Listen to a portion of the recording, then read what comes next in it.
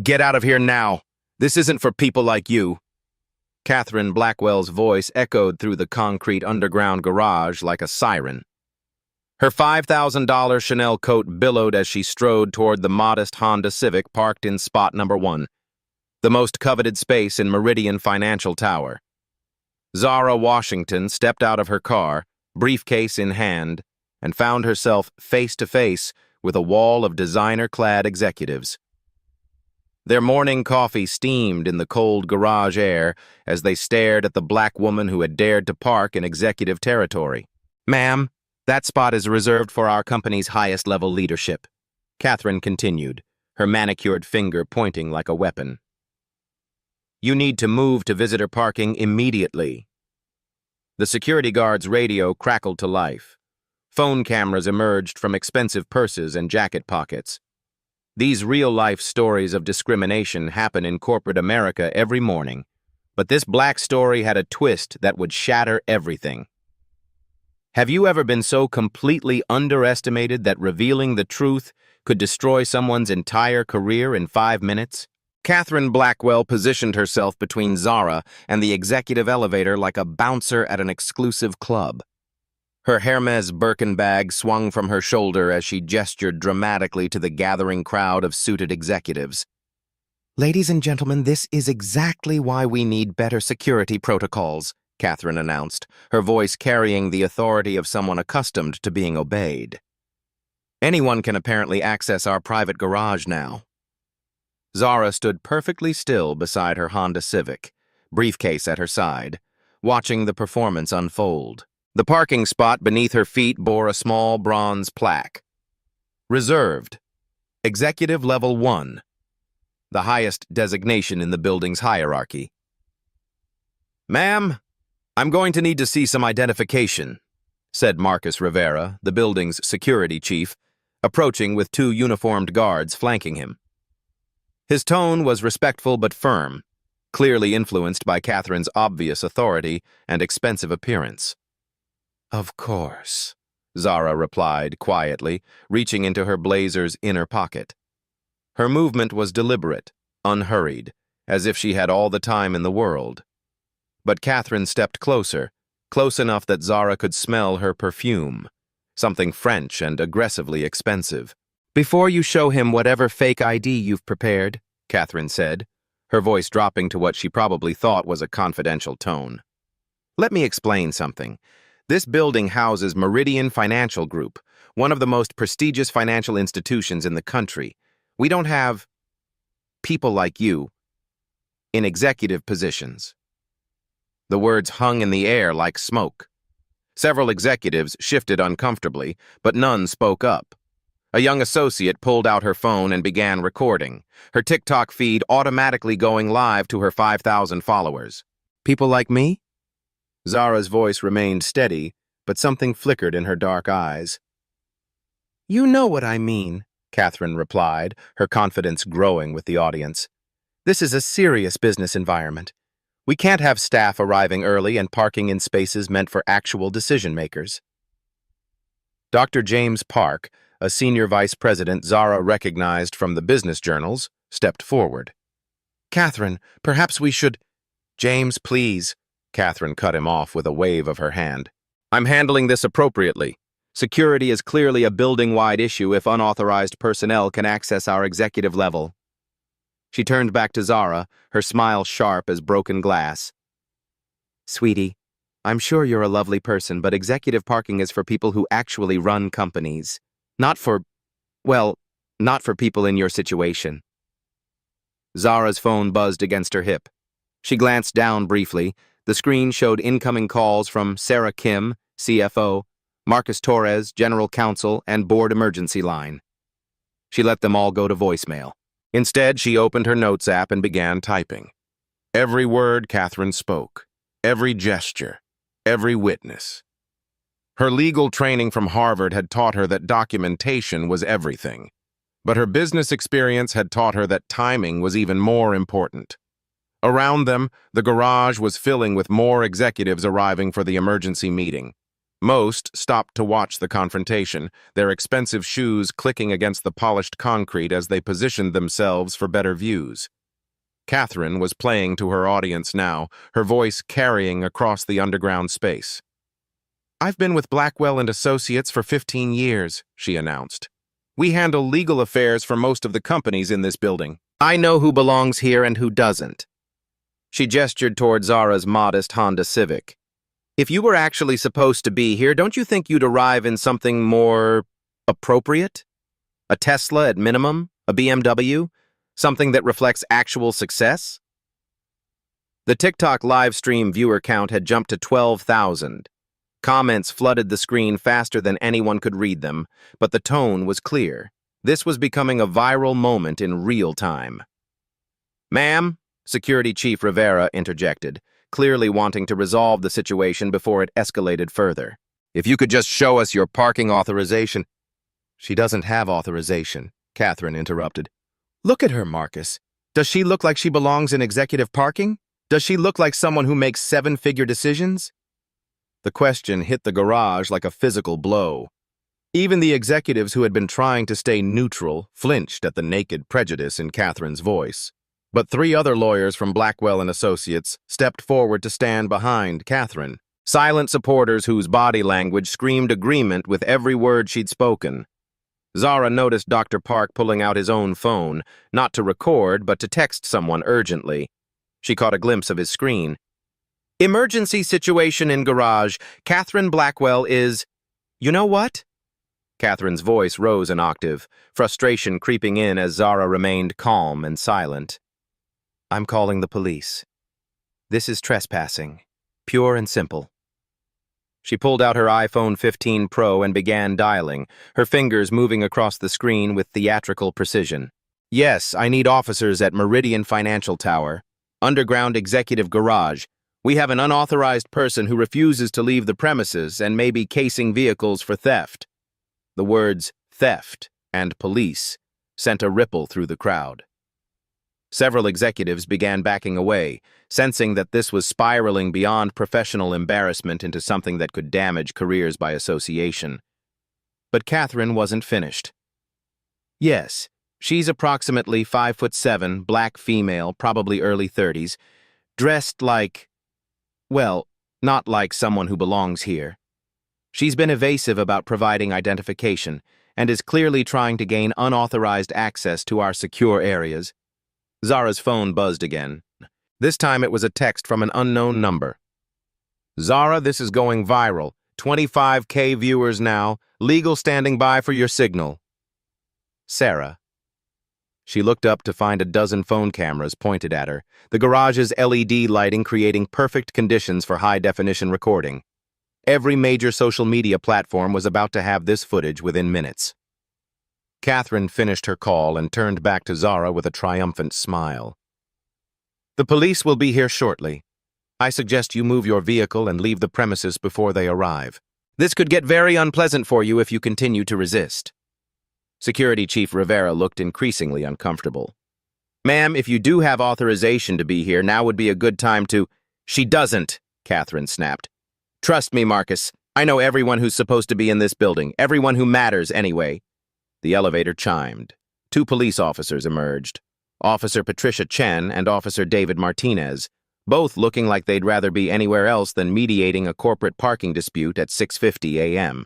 "Someone called about a trespassing situation?" Officer Chen asked, her tired eyes scanning the crowd of expensively dressed executives. Catherine rushed forward, her heels clicking against the concrete. "Yes, officers. This woman has illegally parked in our executive garage and refuses to provide proper identification. She's clearly not authorized to be here, and I'm concerned about security for our vehicles and employees." Officer Martinez looked at Zara, then at the crowd of executives in designer suits, then back at Zara in her simple navy blazer. His expression suggested he'd seen this script before. "Ma'am," he said to Zara, "can I see your driver's license and any parking authorization you might have?" Zara nodded calmly and reached into her briefcase. But this time, as her fingers brushed against her identification, she felt the smooth plastic of something else. something Catherine and the others hadn't seen yet. Her executive elevator keycard, the one that would only work for the building's top 3 officers.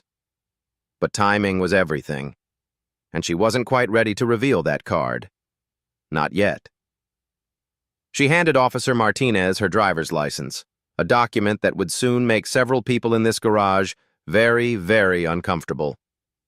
"Here's my identification, officer. As for parking authorization," she paused, letting the tension build.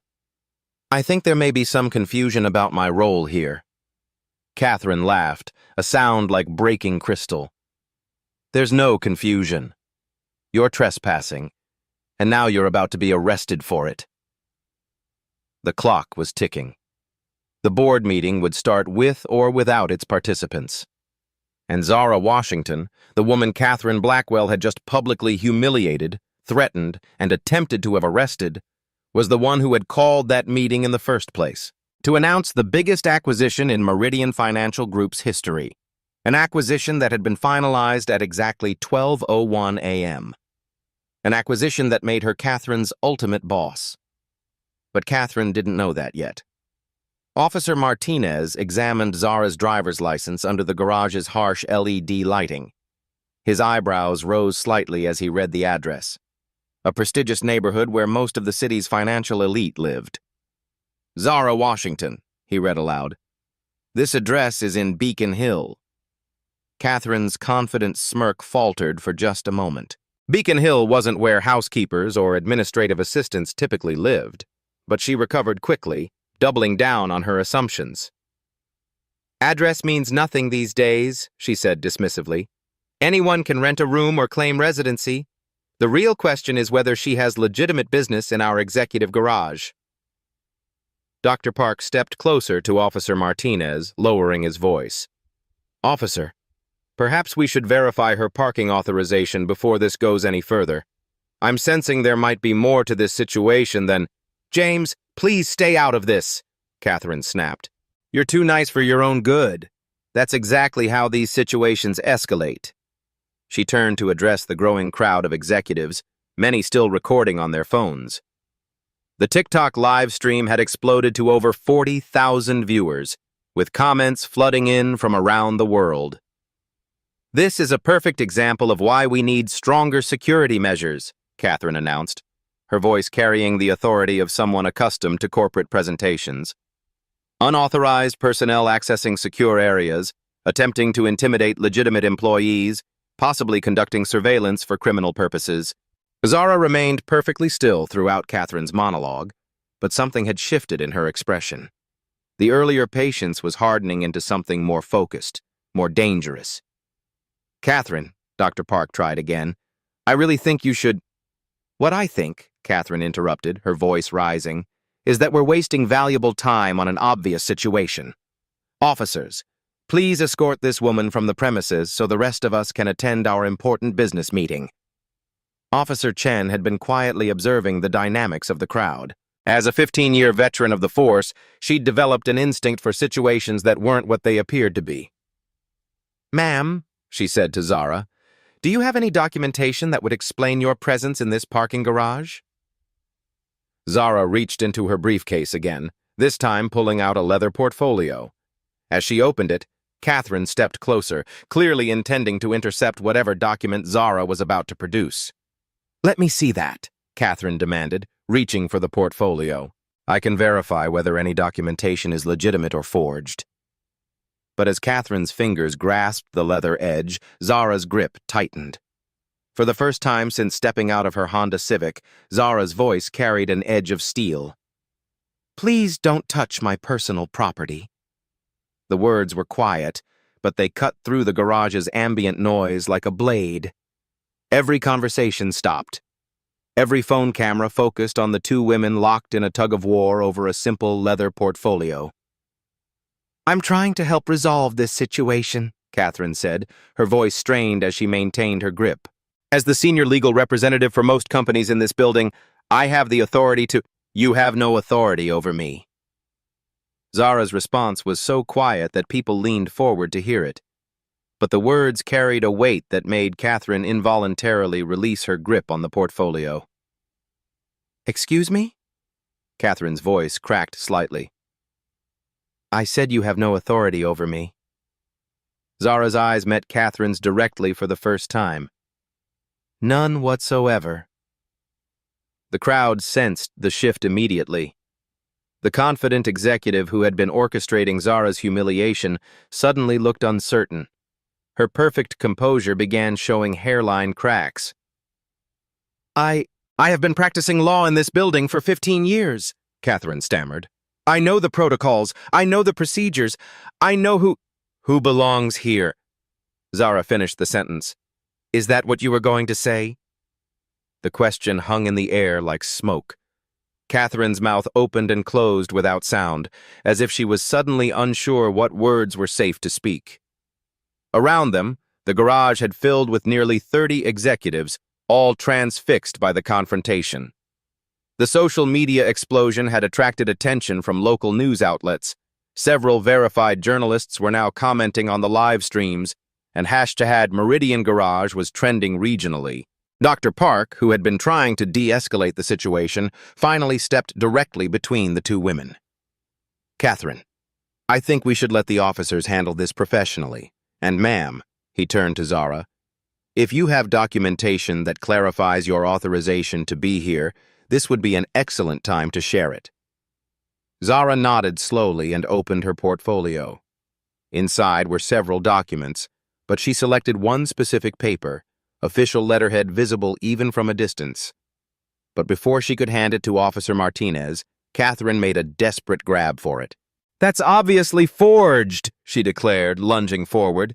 No legitimate executive would arrive in a Honda Civic. Look at her clothes. Look at her car. Look at what?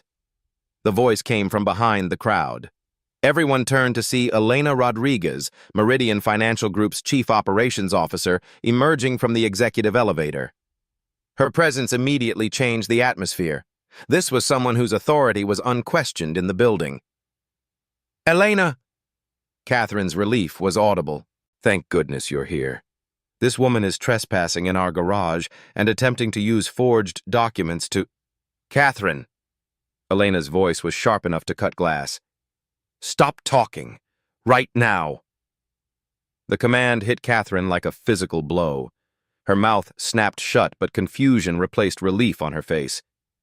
Elena walked directly to Zara, her expression unreadable. The two women exchanged a look that lasted perhaps 3 seconds, but it communicated volumes to anyone paying attention. Ma'am, Elena said formally, I apologize for this delay. The board is waiting for you upstairs. The words detonated like a bomb in the confined space. Catherine's face went through a series of expressions: confusion, disbelief, and dawning horror. Board? Dr. Park whispered. Elena, what board?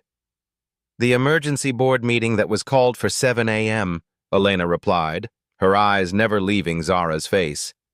To discuss this morning's acquisition announcement. Officer Chen looked between Elena and Zara, professional instincts kicking in. Ma'am, can you clarify this person's authorization to be in this garage? Elena reached into her jacket and pulled out her own executive key card, identical to the one Zara hadn't yet revealed. This woman has the highest level of authorization possible in this building, Elena said clearly, her voice carrying to every corner of the garage. Higher than mine. Higher than anyone else currently present. Catherine's legs seemed to wobble. She grabbed onto Dr. Park's arm for support, her face pale beneath her carefully applied makeup. That's impossible, she whispered. Is it? Elena's smile was razor sharp.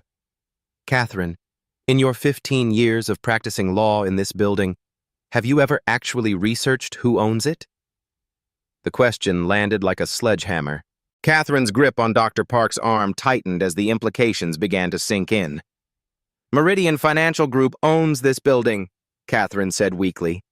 Everyone knows that. Yes, Elena agreed.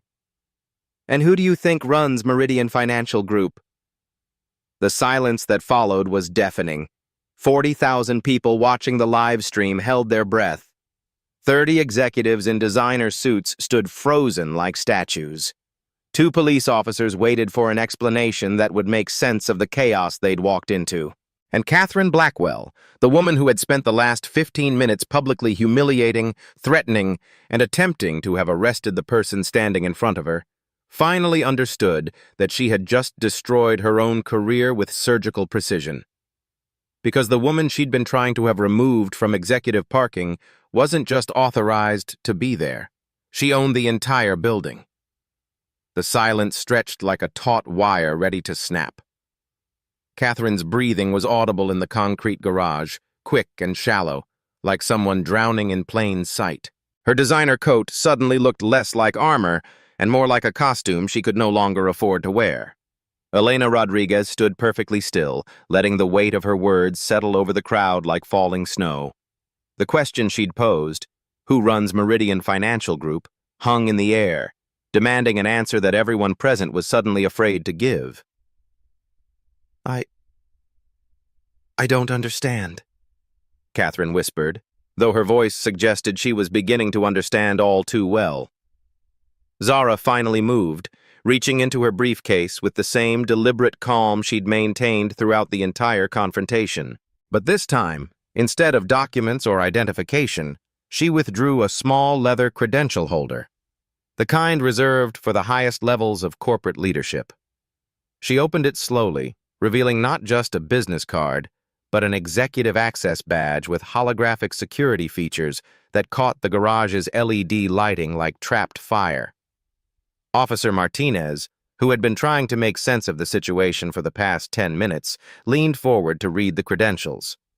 His expression shifted from professional skepticism to wide-eyed recognition. Zara Washington, he read aloud, his voice echoing off the concrete walls. Chairman and Chief Executive Officer, Meridian Financial Group. The words hit the crowd like a physical force. Several executives actually stepped backward. Dr. Park's mouth opened in shock. The three lawyers who had been supporting Catherine's discrimination began edging toward the elevator, suddenly desperate to distance themselves from the confrontation. But Catherine remained frozen, staring at the credentials as if they might spontaneously combust and save her from reality. That's not possible, she said, though her voice had lost all conviction. Meridian's CEO is... I've never seen... You've never seen me? Zara finished quietly. Because I don't make a habit of announcing my presence in buildings I own. I prefer to observe how people behave when they think no one important is watching.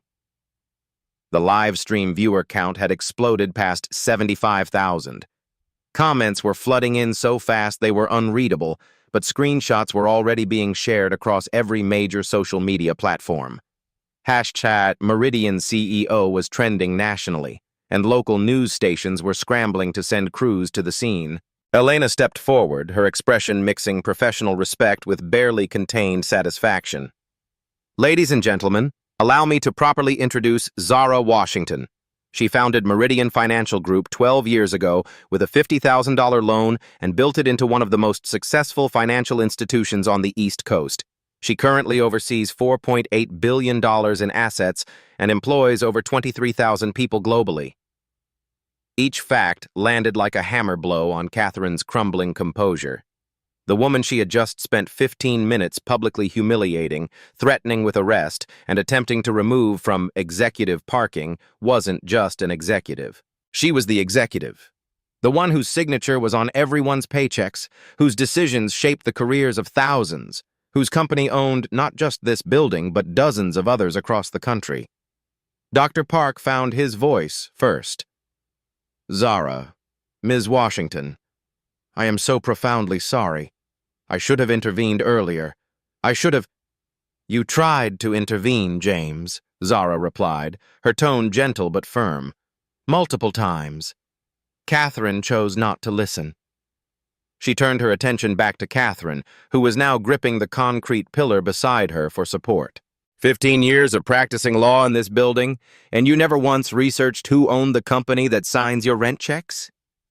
Catherine's mouth moved soundlessly. Around her, the other executives were having their own moments of horrified realization. If Zara owned Meridian Financial Group, and Meridian owned this building, Then their own company's lease agreements, legal contracts, and business relationships all ultimately flowed through the woman Catherine had just tried to have arrested. But Zara wasn't finished. She reached into her briefcase again, this time pulling out a tablet. With a few swift taps, she projected her screen onto the garage's emergency information display, a feature designed for building evacuations that was now being used for a very different kind of emergency. Financial documents filled the large screen: acquisition papers, legal filings, stock transfers. "I called this morning's emergency board meeting," Zara explained, her voice carrying easily across the silent garage, "to announce Meridian's latest acquisition. A transaction that was finalized at 12:01 a.m. this morning." She tapped the screen again, and a familiar logo appeared: Blackwell and Associates. Catherine's knees buckled. Only Dr. Park's quick reflexes kept her from collapsing completely onto the concrete floor. "We purchased Blackwell and Associates for $340 million, Zara continued, her tone conversational, as if discussing the weather. "A premium price for a firm that's been hemorrhaging clients due to cultural issues." The implications crashed over Catherine like a tsunami.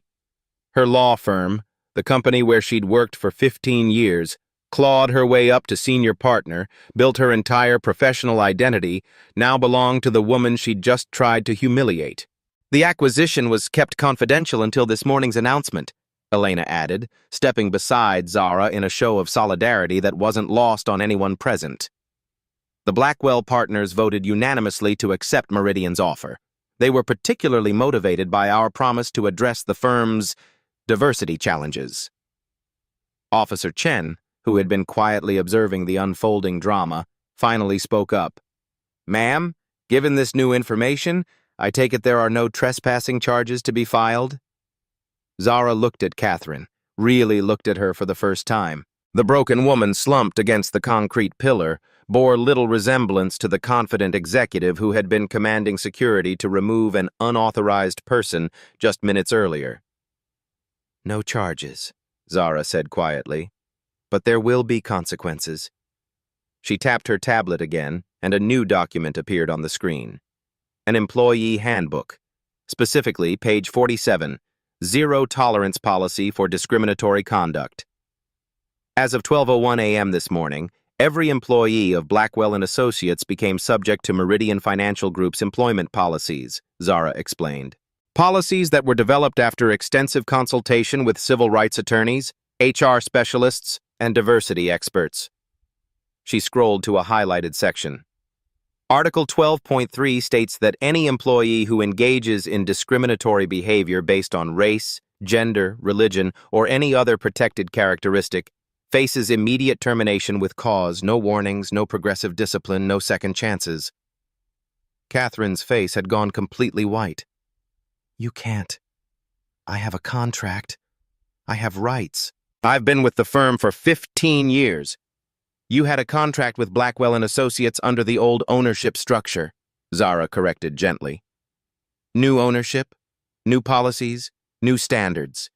Your contract included a standard morality clause that makes it void in cases of discriminatory conduct." She gestured toward the dozens of phones that had been recording the entire confrontation.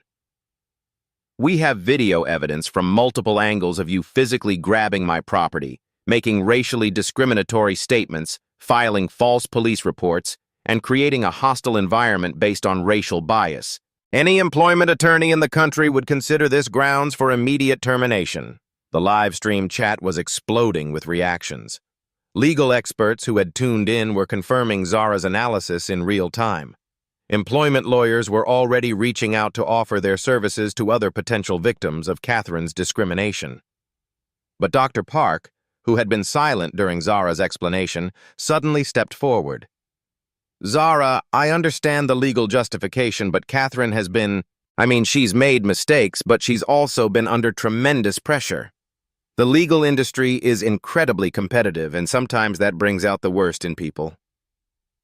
Zara studied Dr. Park's face, the genuine concern, the attempt to find mercy even in an unmerciful situation. "You're right, James. Pressure does bring out people's true character. It strips away the pretense and reveals who we really are when we think no one important is watching. She looked around the garage, making eye contact with each of the executives who had witnessed Catherine's behavior. How many of you have seen Catherine treat other people this way?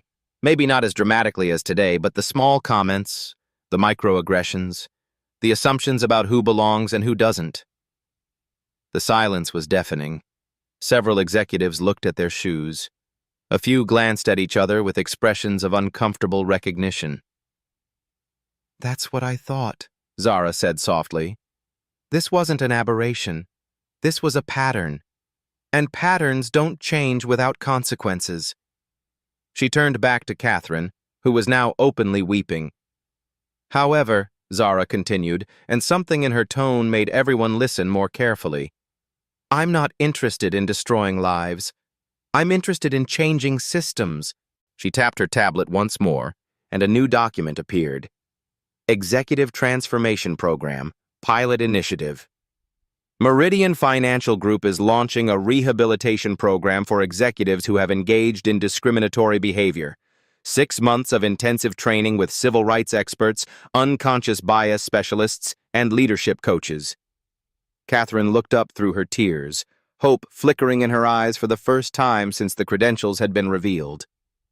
"The program is voluntary," Zara emphasized, "but completion would qualify you for reinstatement consideration in a junior role, with extensive oversight and regular evaluations." "And if I refuse?" Catherine's voice was barely audible. "Then you're terminated for cause, with no severance, no references, and a permanent flag in your employment record that will make it very difficult to find comparable work in the legal field." The choice was stark: transformation or professional death. Elena checked her watch, a subtle reminder that the board meeting was still waiting. "Catherine," Zara said, extending a manila envelope that had been in her briefcase all along, "you have until the end of business today to decide. The enrollment paperwork is in this envelope, along with information about the program curriculum and expectations." Catherine took the envelope with shaking hands, clutching it like a lifeline. "But understand this," Zara continued, her voice carrying the quiet authority that had built a financial empire. "This is the only second chance you'll get. Not just from me, but from an industry that's finally ready to hold people accountable for how they treat others." The garage fell silent, except for the hum of ventilation systems and the distant sound of city traffic 45 floors above. Zara had revealed not just her identity, but her philosophy. Power used not for revenge, but for transformation. Not to destroy those who had wronged her, but to create systems that would prevent others from being wronged in the future. It was a masterclass in leadership that would be studied in business schools for decades to come. But the most important lesson was still to come. The boardroom on the 45th floor of Meridian Financial Tower commanded a panoramic view of the city skyline, but nobody was admiring the scenery. Floor-to-ceiling windows framed a mahogany conference table that could seat 40, though only 23 people had made it upstairs after the garage confrontation. Catherine sat at the far end of the table, isolated like a defendant awaiting sentencing. The manila envelope lay unopened before her, its contents representing either salvation or final judgment. Her earlier bravado had evaporated completely, leaving behind a hollow-eyed woman clutching tissues and wrestling with the destruction of everything she'd built over 15 years. Zara stood at the head of the table where she belonged, a sleek laptop open before her. The wall-mounted display showed the Meridian Financial Group logo, elegant, understated, but commanding more respect than any flashy corporate emblem ever could. "Ladies and gentlemen," she began, her voice filling the acoustically perfect room, "thank you for attending this emergency session. I know the morning has been educational for everyone involved." Nervous chuckles rippled around the table. Dr. Park sat closest to Zara, having clearly chosen his allegiance during the garage confrontation. Elena Rodriguez occupied her usual seat at Zara's right hand, her expression professionally neutral but her eyes sharp with satisfaction. 3 lawyers from Blackwell and Associates, huddled together near the windows, their faces ashen as they contemplated their complicity in Catherine's discrimination. They had supported her behavior, encouraged it even, and now faced the consequences of that choice. Before we begin the official business, Zara continued, clicking to advance her presentation, I want to address what happened in our parking garage. Not the incident itself, but what it reveals about systemic issues in our industry. The screen filled with data that made several executives shift uncomfortably in their leather chairs. Workplace discrimination costs American businesses $64 billion annually in lost productivity, legal settlements, and employee turnover. Click. Companies with diverse leadership teams show 35% higher profitability and 70% better innovation metrics. Click. Yet only 3% of Fortune 500 companies have ever had a black female CEO. Catherine's head remained bowed, but Zara noticed she was listening intently to every word. These aren't just statistics, Zara continued, her tone remaining conversational despite the weight of her message. They represent billions of dollars in wasted human potential, and that waste is costing all of you money. She clicked again, revealing a complex network diagram showing interconnected companies, Blackwell and Associates at the center, with lines extending to clients, partners, and affiliated firms. This is why today's acquisition wasn't just about expanding Meridian's legal services. It was about transforming an entire ecosystem of business relationships. The implications began dawning on the assembled executives. Several started calculating their own exposure, pulling out phones to alert their legal teams. Elena leaned forward, speaking for the first time since they'd entered the boardroom. 17 companies represented in this room use Blackwell for legal services. 29 have ongoing contracts or partnerships that flow through their network. Exactly, Zara agreed. When discrimination happens at Blackwell, it creates ripple effects throughout the entire business community. Lost opportunities, damaged relationships, legal liability that extends far beyond one law firm. She clicked to a financial breakdown that made the room go completely silent. In the past 5 years, companies in this network have paid out $127 million in discrimination settlements. Legal fees added another $43 million. Lost contracts and damaged relationships cost an estimated $200 million in unrealized revenue. The numbers hung in the air like toxic gas. Executives frantically texted their boards, their CFOs, their crisis management teams. That's $370 million in preventable losses, Zara continued relentlessly.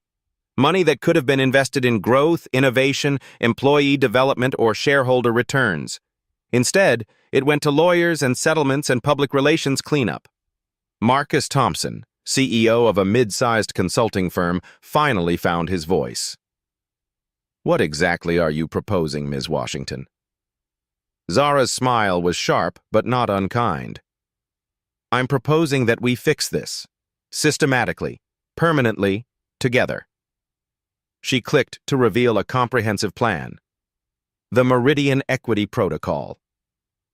Starting immediately, every company in the Blackwell network will implement standardized anti-discrimination policies with independent oversight, not internal HR departments that report to executives who might have conflicts of interest, but external auditing firms with no stake in covering up problems. Click.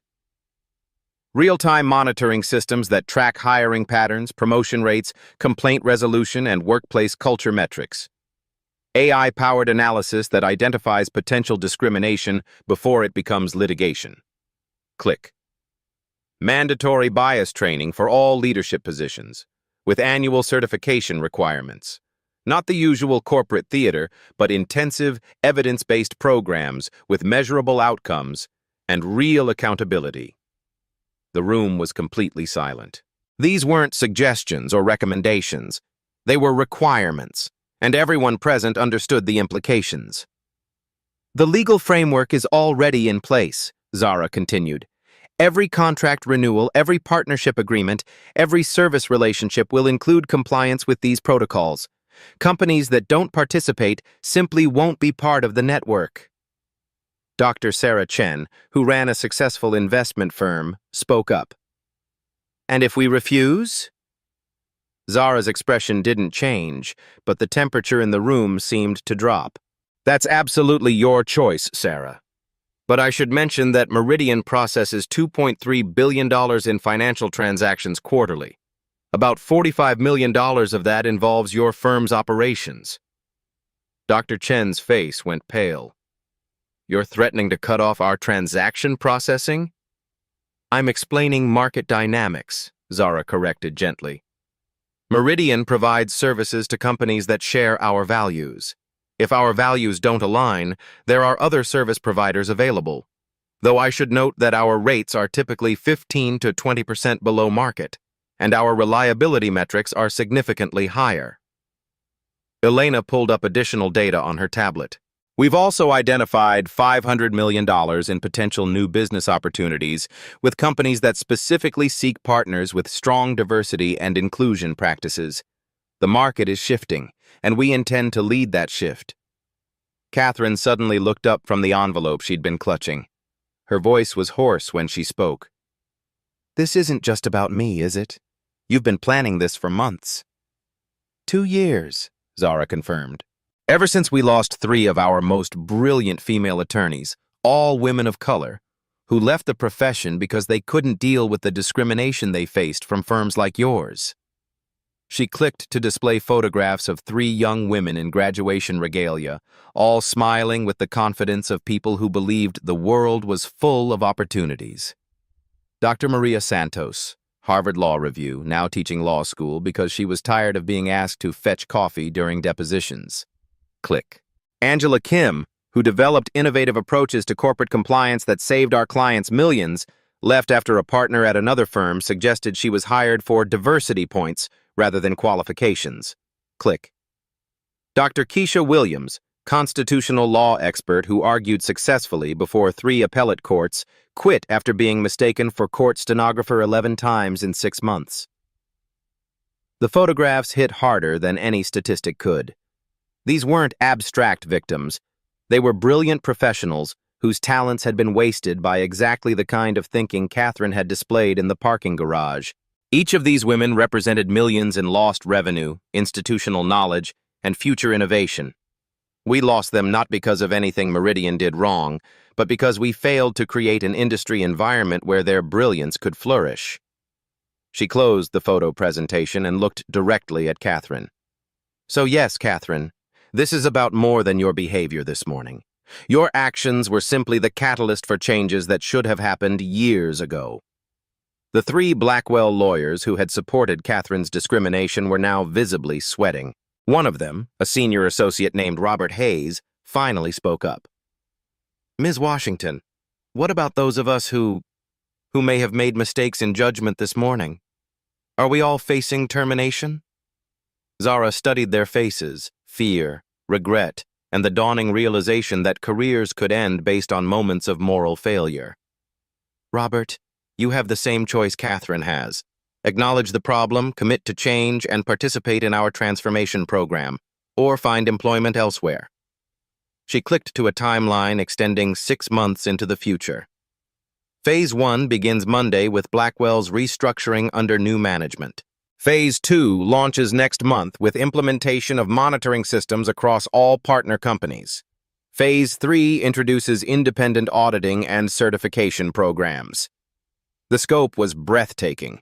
This wasn't just about fixing one law firm or even one incident. This was about fundamentally changing how an entire business ecosystem operated. The goal, Zara concluded, isn't to punish people like Catherine. The goal is to create systems where the next Catherine never develops those attitudes in the first place, where discrimination becomes not just morally wrong but economically impossible. Elena nodded approvingly. Market-based solutions to social problems.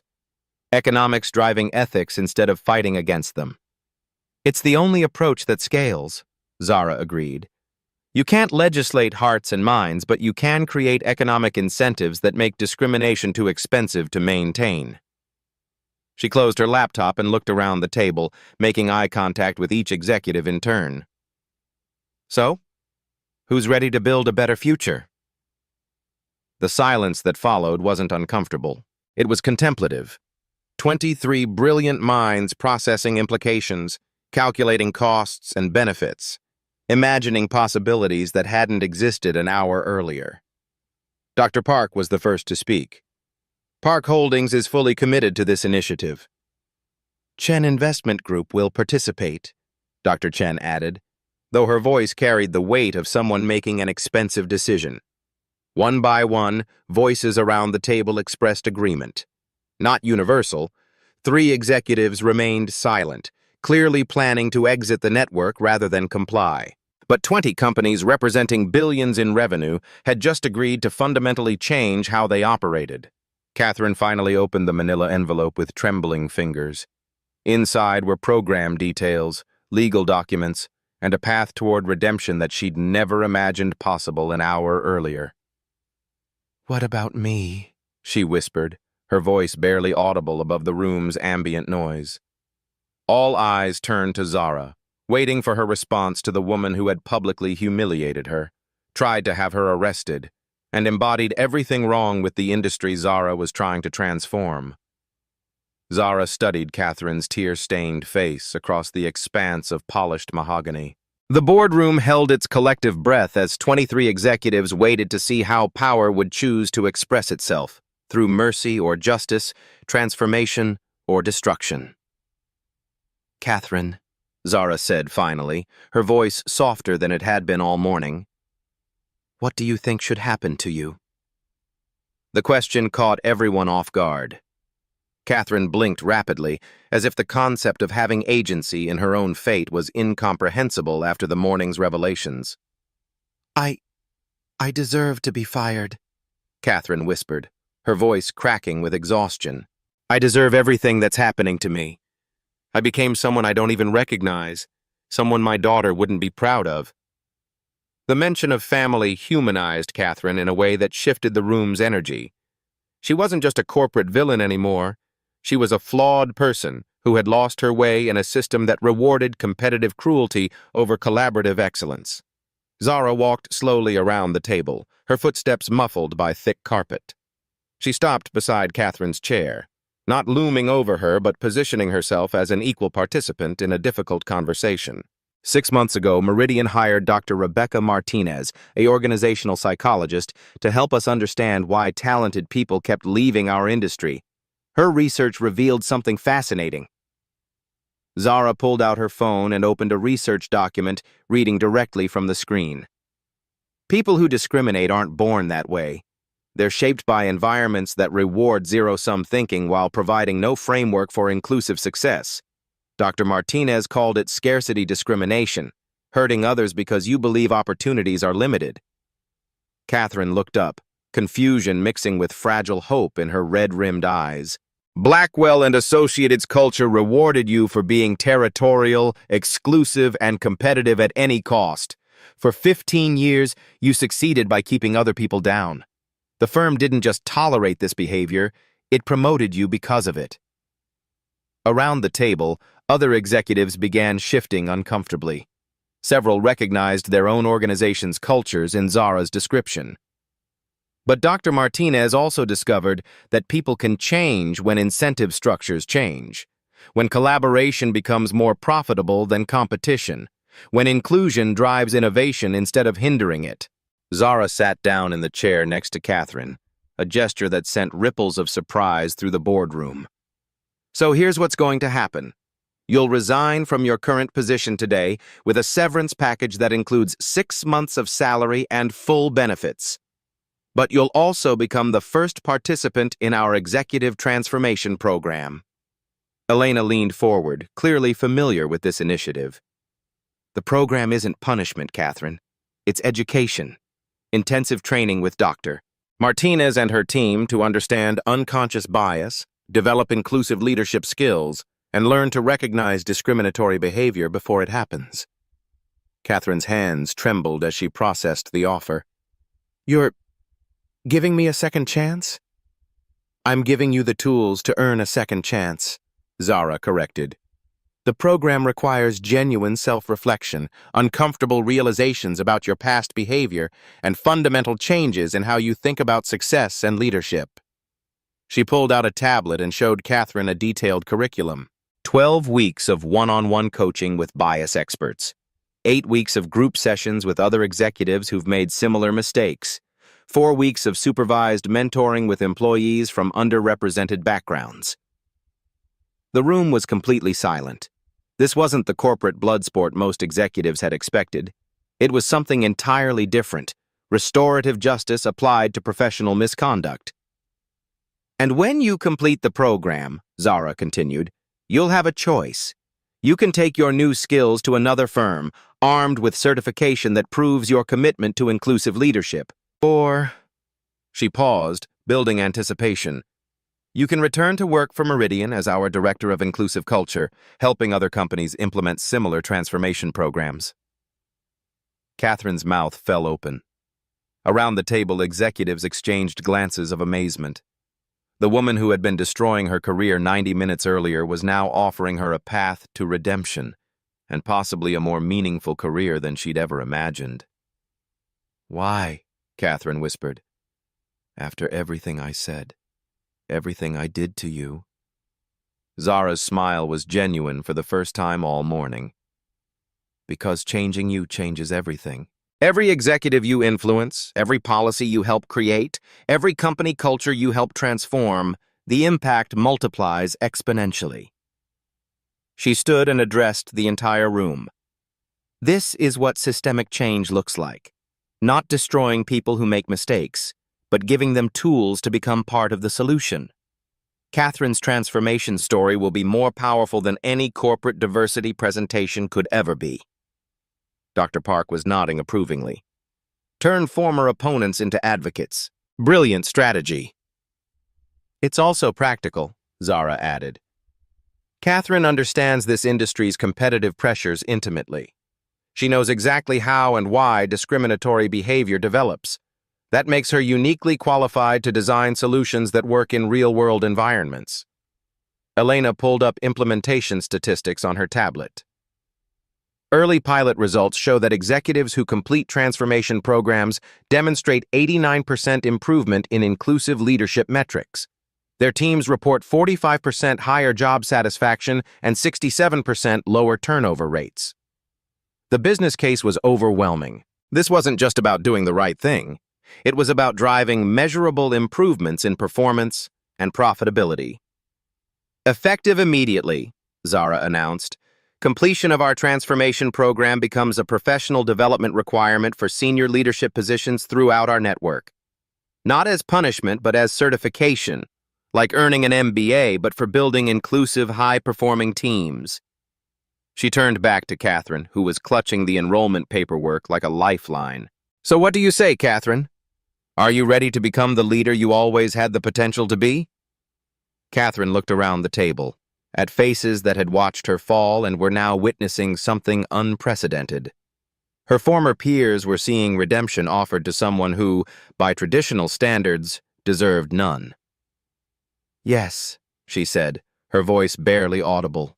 Then, stronger. Yes, I want to do better. I want to be better. The applause that followed was different from any corporate ovation. Quieter, more thoughtful, the sound of people recognizing they had witnessed genuine transformation begin. But Zara had one final announcement that would cement everything they had accomplished. There's one more thing, she said, returning to her laptop. The Executive Transformation Program isn't just for Catherine. Starting next quarter, we're offering it to every company in our network. The transformation was complete. What had started as one woman's public humiliation had become the foundation for industry-wide change. And Catherine Blackwell, the architect of her own downfall, was now positioned to become the face of that transformation. 6 months later, the same boardroom buzzed with different energy entirely. The Meridian Equity Summit had become the most anticipated corporate event of the year, with over 800 companies on the waiting list to join the Transformation Network. Zara stood at the familiar podium where she had once confronted an industry's worth of discrimination, But now she was introducing someone who embodied the possibility of change.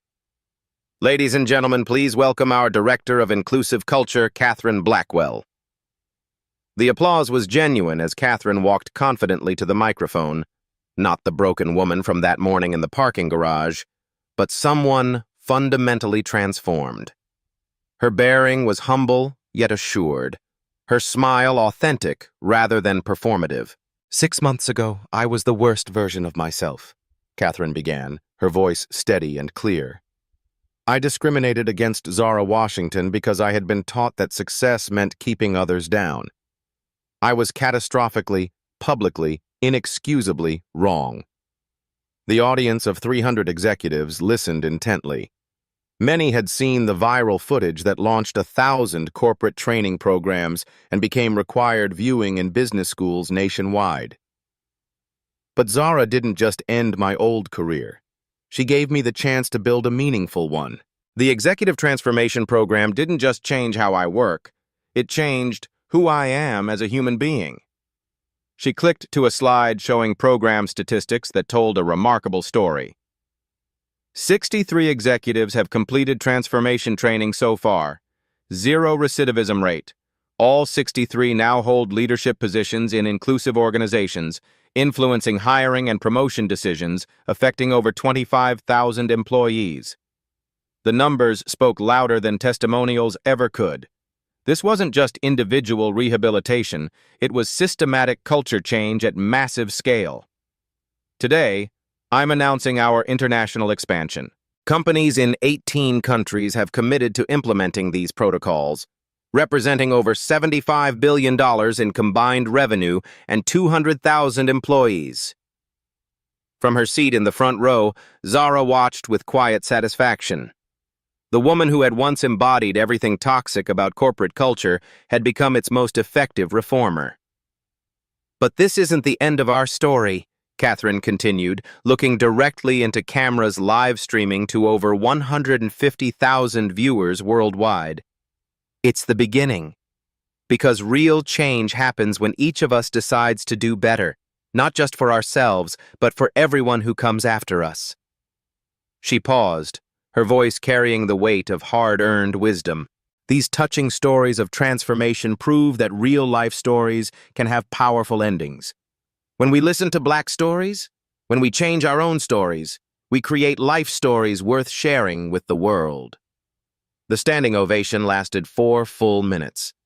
As the summit concluded and executives filed out to implement their own transformation programs, Zara reflected on the journey from that parking garage confrontation to this moment of industry-wide change. Her phone buzzed with a message from Harvard Business School. Meridian case study now required curriculum. Ripple effects reaching Fortune 50 companies we never contacted. Transformation is contagious.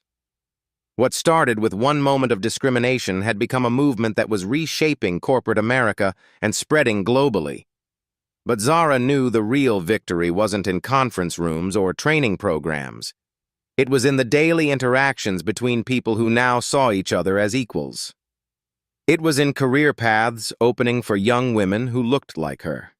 It was in children growing up in workplaces where discrimination wasn't just morally wrong, it was economically impossible. The story wasn't over. It was evolving, spreading, transforming everything it touched. Your story has the power to change everything. If you've experienced discrimination in your workplace, your story matters. Share it in the comments below, not just to document what happened, but to inspire the changes that need to happen. If you've witnessed transformation like Catherine's, tell us about it. If you're ready to be part of the solution in your own organization, let us know what steps you're taking. This video proves that one moment of courage can transform entire industries. What moment will you create?